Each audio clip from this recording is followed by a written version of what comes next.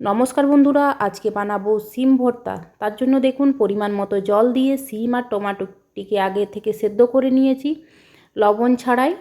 তারপরে দেখুন ভালোভাবে জলটি যখন এরকম শুকিয়ে আসবে তখন সিম টমেটোটিকে তুলে নিতে হবে।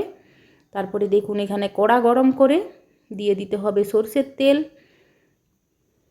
সরষের তেলটি খুব ভালোভাবে গরম করে দিয়ে দিতে হবে ফোড়নে জিরে, শুকনো লঙ্কা, আর দিয়ে দিতে হবে বেশ খানিকটা রসুন।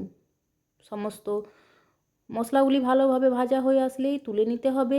দিয়ে দিতে হবে পরিমাণ মতো লবণ, পেঁয়াজ কুচি। তারপরে ভালো করে চোখটে মেখে নিতে হবে।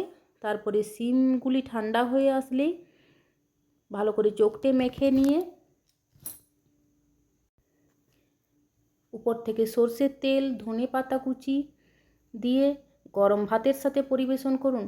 বন্ধুরা, ভিডিও ভালো লাগলে লাইক, কমেন্ট, শেয়ার করবেন। চ্যানেলটিকে সাবস্ক্রাইব করে পাশে থাকবেন। Thanks for watching.